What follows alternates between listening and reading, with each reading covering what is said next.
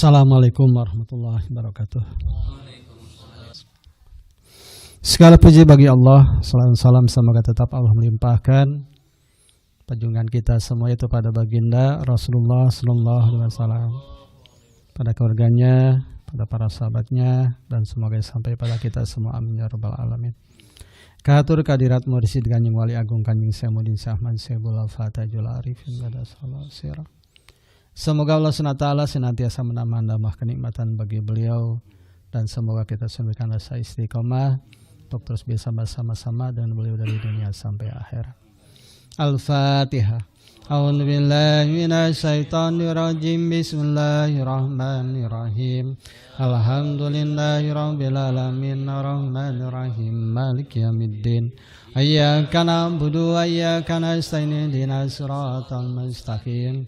Siratal ladzina an'amta 'alaihim.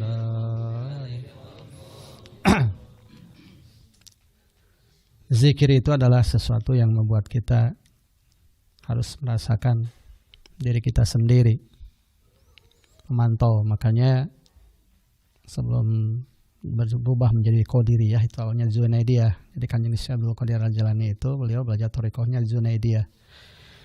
Khas Junaidiyah adalah memantau pergerakan hati ataupun pikiran-pikiran yang tersembunyi dalam diri kita masing-masing. Itu khas dalam thariqah Junaidiyah. Kemudian masyhur oleh Kanjeng Syekh Abdul Qadir Al-Jilani, oleh para muridnya diberi nama thariqah Qadiriyah. Tapi inti sadi pada ajarannya tetap sama, artinya selamanya memantau. Makanya katakan Syekh Abdul Qadir Al-Jilani dalam salah satu manakibnya, kaula rek teguh nakal kadali nafsu, artinya beliau selamanya akan memantau pergerakan hati kita. Makanya itulah zikir. Zikir itu dengan kita memperbanyak menyebut asma Allah, ismudat, kemudian Allah menurunkan nur ma'rifat pada hati kita, saya kalbu kita semakin terang, semakin terang kalbu kita, semakin kita bisa memahami diri kita masing-masing. Itulah zikir, bukan bacaan, tapi sesuatu yang bersifat pengetahuan spiritual yang sebetulnya yang bersifat cahaya, artinya menerangi hati kita. Muncul pemahaman dengan saya tersebut, hati kita paham bagaimana tabiat diri kita masing-masing, bukan tabiat orang lain. Yang harus kita pantau adalah tabiat diri kita masing-masing, karena setiap manusia itu bersifat individu, artinya Allah itu ahadiyah.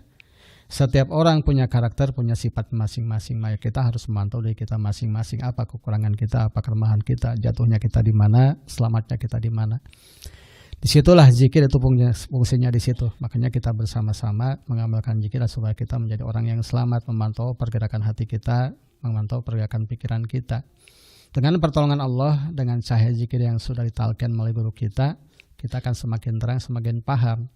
Kalau kita sudah paham, terus kita tahu segala kelemahan hawa nafsu kita, tahu segala kelemahan bagaimana setan yang menggoda dalam diri kita, dan bagaimana yang namanya jin qarin itu menyesatkan kita. Disitulah kita semakin waspada. Makanya para wali Allah itu mereka memiliki mata yang waspada. Ma'rifat itu di situ. Mata yang waspada bisa menganalisa, bisa mendeteksi kekurangan diri kita masing-masing. Disitulah mata hati, mata yang waspada. Mata itu terbuka dengan cahaya zikir. Ya, karena cahaya zikir itu dapatkan daripada orang-orang yang sudah bersinar dengan nur ma'rifat, dengan nur Allah SWT. Makanya terus kita amalkan, terus kita kerjakan, jangan putus asa. Walaupun kita jatuh bangun, karena kita bukan manusia yang sempurna. Yang sempurna itu adalah Rasulullah SAW. Kita itu penuh kesalahan, penuh kekurangan, penuh artinya kelemahan diri kita masing-masing.